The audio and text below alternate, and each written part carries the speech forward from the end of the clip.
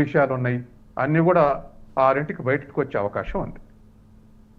So మొత్తానికి అంటే next మనతో పాటు ఇంకొకరు జాయిన్ అవ్వడానికి సిద్ధంగా ఉన్నారండి. Legal cell TPCC Tirupati Varma గారు సిద్ధంగా ఉన్నారు. తిరుపతి వర్మ గారు నమస్తే అండి. హలో, నమస్తే అండి. నమస్తే అండి. ఇది కేసీఆర్ చెప్పడం వల్లే తాము ఈ ప్రాజెక్టును నిర్మించాము అని కూడా అధికారులు వెల్లడిస్తున్నారు. దీన్ని ఏ విధంగా చూడొచ్చు అంటారు?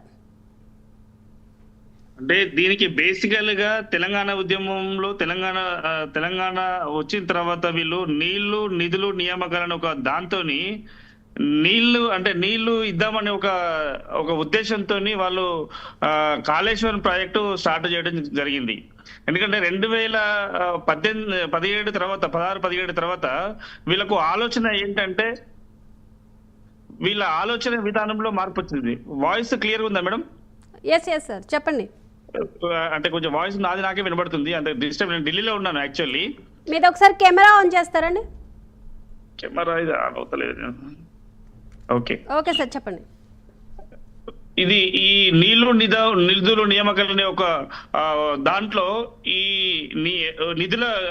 నిధులు ఒక పక్కన పెడితే నీళ్ల విషయానికి వచ్చేసరికి ప్రజలకు ఏదో అంటే వాళ్ళ బ్రాండ్ కనబడాలని చెప్పి కాళేశ్వరం ప్రాజెక్టు మొదలు పెట్టడం జరిగింది.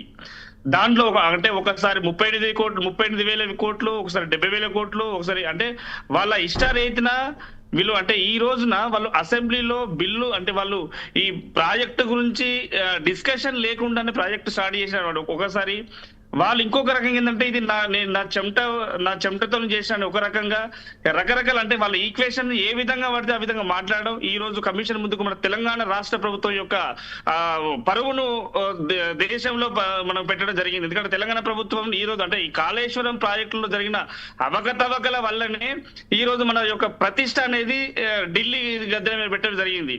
సో సరే ఏమి జరిగినా కానీ ఇక్కడ ఒక అవినీతి అంటే దీని యొక్క పారదర్శకత సరిగా లేదు అని చెప్పొచ్చు. ఎందుకంటే ఇది ఒక కమిషన్ వేస్తుందంటే దాని బిహైండ్, ఎందుకంటే ఇది స్టేట్ గవర్నమెంట్ కానీ లేకుంటే దేనికి కానీ సంబంధం లేదు. ఇక్కడ ఇదంతా పూర్తిగా కేంద్ర ప్రభుత్వం నుండి అండ్ అధికారులతో ఇది పూర్తి స్థాయిలో నిండింది. వీళ్ళు అంటే ఈ నివేదిక అంటే ఈ జస్టిస్ ఘోష్ కమిషన్ ను వేయడం వల్ల ఆ నివేదిక పారదర్శకంగా ప్రజలకు అందుబాటులో ఉండే విధంగా వాళ్ళు నివేదిక ఇవ్వడం జరిగింది.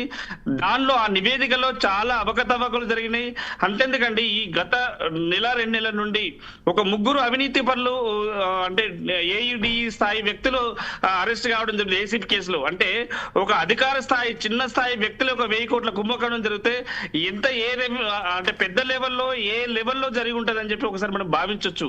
సో ఈ విధంగా చూస్తే అంటే గత జరిగిన బీఆర్ఎస్ ప్రభుత్వం చాలా అవకతవకలకు పాల్పడిందని చెప్పొచ్చు మేడం. చూసుకుంటే సత్యం గారు, ఒకవేళ నిజ